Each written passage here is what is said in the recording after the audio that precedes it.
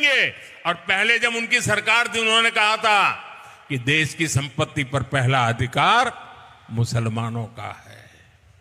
इसका मतलब ये संपत्ति इकट्ठी करके किसको बांटेंगे? जिनके ज्यादा बच्चे हैं उनको बांटेंगे। घुसपैठियों को बांटेंगे। क्या आपकी मेहनत की कमाई का पैसा घुसपैठियों को दिया जाएगा? दोस्तों नमस्कार। चुनाव आ चुके हैं और चुनाव में आरोप प्रत्यारोप का दौर शुरू हो चुका है। लेकिन आरोप प्रत्यारोप के दौर में चुनाव आयोग को लेकर ही आरोप लगाए जा रहे हैं और वो आरोप दरअसल विपक्षी पार्टियों की ओर से, विरोधी पार्टियों की ओर से लगाए जा रहे हैं।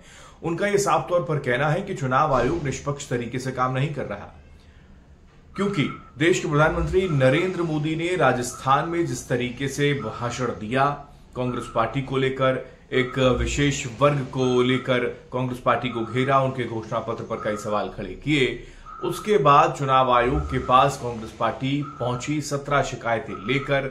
लेकिन अभी तक चुनाव आयोग ने उनके भाषण पर कोई एक्शन नहीं लिया है, जबकि बकायदा ये एक नियम है, ये कायदा है कि धार्मिक भावनाओं को अगर भड़काने का कोई काम करता है, अगर अपने भाषण में किसी विशेष वर्ग को टारगेट कर नफरत फैलाने की कोशिश अगर करता है, तो चुनाव आयोग स्वतः संज्ञान लेते हुए कार्रवाई करे। ये उनका कहना है साफ तौर पर। इससे पहले शिवसेना का अगर जिक्र करें, उद्धव ठाकरे गुट की शिवसेना का अगर जिक्र करें, तो वो अपने प्रचार प्रसार के दौरान जय भवानी शब्द का इस्तेमाल कर रहे थे। उसको लेकर नोटिस चुनाव आयोग की ओर से पहुंचा दिया गया।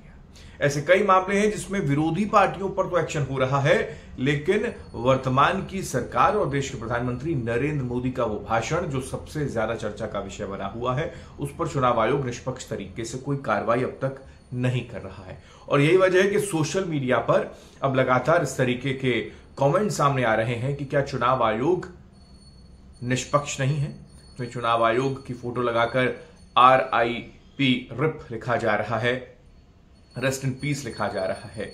चुनाव आयोग को लेकर यह कहा जा रहा है कि चुनाव आयोग को स्पष्ट करना चाहिए कि इनमें कोई भी उम्मीद रखी जाए या फिर उनके आगे से इनके हर नियम का उल्लंघन सभी पार्टियां करने लगे। प्रधानमंत्री पर कार्रवाई नहीं हुई तो फिर कोई भी दल इनकी नहीं सुनेगा।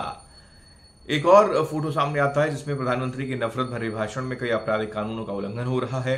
चुनाव आयोग कहां है, इस तरीके के सोशल मीडिया पे कमेंट चल रहे हैं। मैं आपको बता दूं, राजीव कुमार जो 16 मार्च को सामने आए थे, जो कि मुख्य चुनाव आयुक्त हैं, उन्होंने साफ तौर पर यह जिक्र किया था कि 2024 के इस कार्यक्रम की घोषणा करते हुए राजनीतिक दलों को नफरत भरे भाषण, जाति या धार्मिक अपीलों, निजी जीवन के किसी भी पहलू की आलोचना, विज्ञापन को समाचार और सोशल मीडिया के रूप में प्रस्तुत करने के खिलाफ उन्होंने साफ तौर पर हिदायत दी थी, सलाह दी थी।